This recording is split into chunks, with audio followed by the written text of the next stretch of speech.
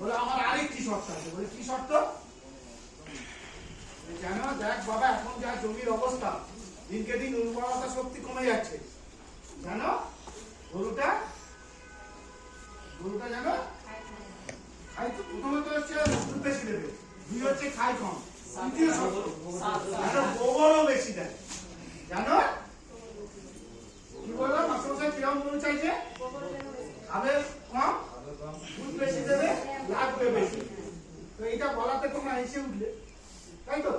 তোমার বুকে হাত রেখে ধান চাষি ভাই হিসাবে বলো তো, মাস্টারমশাইয়ের লোভের সঙ্গে তোমাদের কোনো তফাৎ আছে?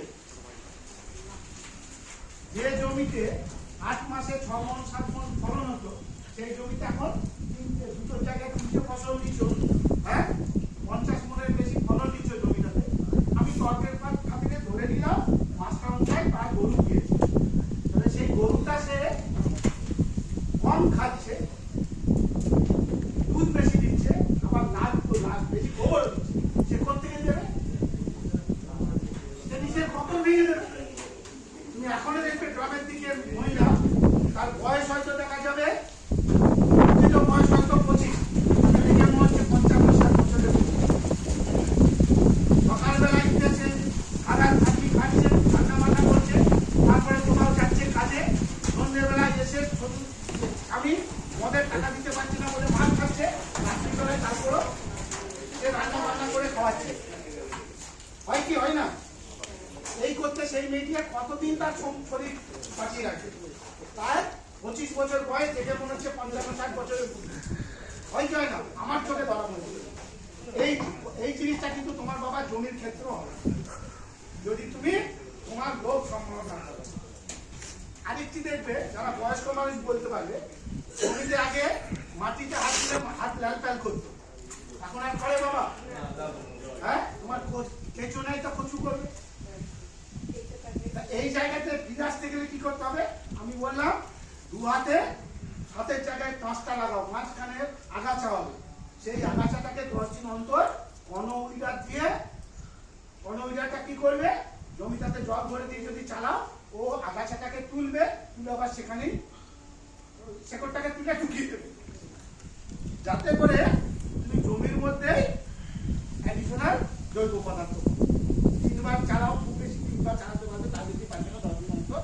সেখানে তোমার জৈব আগাছাও যেমন নিরানো হয়ে যাবে, এবং নিরানোর পর আগাছা থেকে তুমি জমির স্বাস্থ্য উদ্ধার করতে পারবে। পরিষ্কার? কারণ এই আগাছা আর বেশি যাবো না, দুটো বেশি আর 3 মিনিট আছে। কিন্তু আরেকটা কনসেপ্ট বলি তোমাকে, এই কেন আমি জৈব পদার্থের কথা বললাম, সেটা হচ্ছে, ধরো এইটা হচ্ছে তামা, বা ধরো এটা হচ্ছে লোহা। এই লোহাটাকে আমি চিবিয়ে হজম করতে পারবো? কিন্তু মায়েরা যখন ধরো কলা বলো, থোর বলো, ডুমুর বলো, যেগুলো কাটতে গিয়ে আঙুলে হাতটা কালো কালো হয়ে যায়, সেইগুলো খেলে কিন্তু ওই দুহাই পাবে। এইটা হচ্ছে গ্রহণযোগ্য নয়, হজমের উপযোগী নয়, আর ওটি হচ্ছে গ্রহণযোগ্য। মাটির ক্ষেত্রে তাই, মাটি তো এইসব খাবারগুলো দরকার। এবং কি হলো রে মা, কি হলো? এই যে এই খাবারগুলো মাটিতেও আছে, জল আছে, তামা আছে, কিন্তু এরা সরাসরি গাছ খেতে পারে, গ্রহণযোগ্য না। এদেরকে গ্রহণযোগ্য কে করে? কাঁচা কলা বা থোর বা মোচা কারা করে? ছোট ছোট প্রচুর জীবাণু আছে, এবং শুনলে অবাক হবে, 1 চামচের মধ্যে কয়েক লক্ষ নয়, কয়েক কোটি এরকম জীবাণু আছে। এই জীবাণুগুলো ওই যেগুলোকে খায়, লোহাগুলোকে খায়, খেয়ে নিজের শরীরে রাখে, মারা যায়, তখন খাদ্য হয়, সেই খাদ্য গাছ নেয়, যার জন্য আমার জৈব পদার্থটা দরকার। পরিষ্কার? এবং এই জিনিসটি যদি করো, উত্তরোত্তর জমিটা আবার যেই লাল পেলে আসবে, আবার খেতে আসবে, আবার তোমার জমির স্বাস্থ্য ফিরে আসবে। এই বলে গঙ্গা জলে গঙ্গা পুজো করার সুযোগ দেওয়ার জন্য স্নেহাশিস সাহেবকে আমার বিশেষ শ্রদ্ধা। হ্যাঁ, ঠিক আছে, আর 2 মিনিট আছে। সুধা পদ্ধতির বিশদ বিষয়ে তুমি ওনাকে জেনে যাবে। ক্লিয়ার? হ্যাঁ, শুধু শেষ গল্পটা বলি, যেহেতু 2 মিনিট আছে। তোমার যারা ধান চাষি, খুব কঠিন লাগলো জিনিসটা? খুব কঠিন লাগলো? করবে? নিজের জমিতে একটু হলেও করবে? করবে? করবে তো? স্বামী স্ত্রী প্রচন্ড লাস্ট বল। যদি ভালো লাগে তাহলেই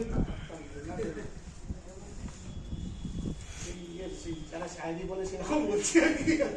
হাততালি না দিলে আগে বলবো। স্বামী স্ত্রী প্রচন্ড ঝগড়া, এমন পর্যায়ে চলে গেছে কে করার সঙ্গে কথা বলবে। তো হঠাৎ শুতে যাওয়ার আগে ঘরের মনে করে চাই কালকে তো আমার সন্ধ্যে সকাল 7টায় ফ্লাইট আছে, দিল্লি যাবো। এবার 7টায় মানে আমাকে 5টায় ঢুকতে হবে, 5টায় ঢুকতে হলে আমাকে 4টায় ঢুকতে হবে। এই কাজটি তো করে বউ, বউ তুলে দেয়, কিন্তু বউকে তো আর তুলতে বলতে পারছি না, ইগো হাট করছে, ঝগড়া হয়ে গেছে। তো কি করেছে, শোয়ার সময় একটা কাগজে লিখেছে যে আমাকে 4টের সময় দেখেছিল, আমার 7টায় ফ্লাইট আছে, দিল্লি যাবো। দিয়ে ওর বালিশের তলায় পরের দিন ঘুম থেকে উঠেছে, উঠে দেখছে, যখন উঠেছে তখন ঘড়ি দিকে তাকিয়ে দেখছে 9টা, তখন দিল্লিতে ফ্লাইট চলে গেছে। আর এই যে বোম, আমি বললাম, আমি লিখে দিলাম পর্যন্ত, আমাকে তুলে দিল না, আমার কতবার একটা ইম্পর্টেন্ট মিটিং শেষ হয়ে গেল বলে ওর বালিশটা তুলেছে, বালিশটা তুলেছে কাগজ নাই মানে পড়েছে, আরো লেগে গেছে, দেখে পিট পিট করে করতে করতে নিজের বালিশটা তুলে দিচ্ছে, শিলকুটটা আছে ওখানে লেখা আছে 4টে বেজে গেছে, উঠে পড়ো।